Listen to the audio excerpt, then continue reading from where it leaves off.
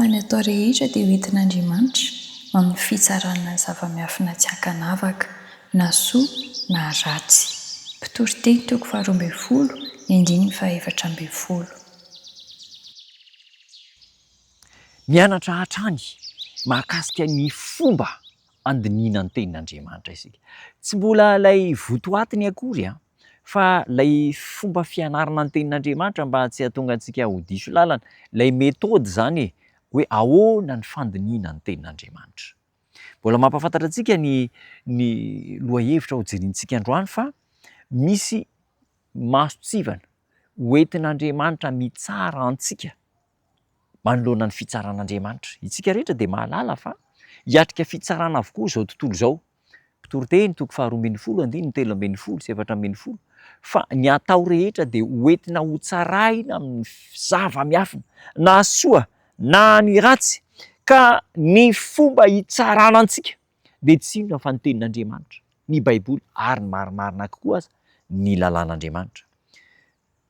Ao amin'io lalàn'Andriamanitra, ao amin'ny tenin'Andriamanitra io dia voalaza ho avokoa ireo fepetra ahazoana fiainana mandrakizay.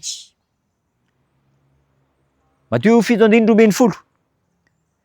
Amin'izany na inona ny tianareo ataon'ny olona aminareo dia mba ataovy ihany kosa tahaka izany, fa izany lalàna sy mpaminany. Ny fitsipiky ny fiainantsika dia tokony mifototra amin'izay ambaran'ny tenin'Andriamanitra. Ary ireny no ataontsika amin'ny olona, ireny no afafontsika amin'ny olona. Raha dinihina sy ankatoavina tsara ireo torolalana sy fepetra tari-dalana, fomba fiainana ampianarin'Andriamanitra antsika dia ho toy ny andraona eo amin'ny fiainantsika ny tenin'Andriamanitra izay mitarika antsika hamakivaky ny tany efitra. Ry namana, tsy miova izay ambaran'ny Baiboly, tsy miova ny fahamarinana, ary tsy miova ihany koa ny lalana tian'Andriamanitra hitondrana antsika. Ny fahotana dia fahotana hatrany, tsy hoe fahotana taloha dia azo leferina ankehitriny satria vaninandro mazava no iainantsika. Fa na olona mpanefoefo isika, manan-karena, na mpangataka eny amoron-dalana, rehefa manao fahotana dia fahotana, ary rehefa manaiky an'Andriamanitra dia manaiky an'Andriamanitra. Ry namana, manaraka izao fandarana izao, aleo mahantra kanefa be fitahiana avy amin'Andriamanitra, toy izay manana ny harena-tsarobidiny izao rehetra izao, kanefa tsy misy fitahiana avy amin'Andriamanitra. Mety hanan-karena be isika no niezaka ataontsika, saingy raha tsy tsapantsika fa Andriamanitra no mitantsika dia farany mahantra indrindra isika.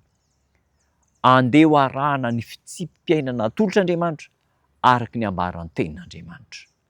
Fenitra hoentin'ny mitsara antsika azy dia ny Baiboly, ny tenin'Andriamanitra. Aolan'ny Satana izy io, avadiny izy io, hovainy mihitsy ary simbain'ny Satana ilay fahamarinan'ny tenin'Andriamanitra, ilay masotsivana hoentina mitsahatra, satria ahoana? Mba ahafahany miampanga antsika rehefa miatrika ny fitsaran'Andriamanitra izy.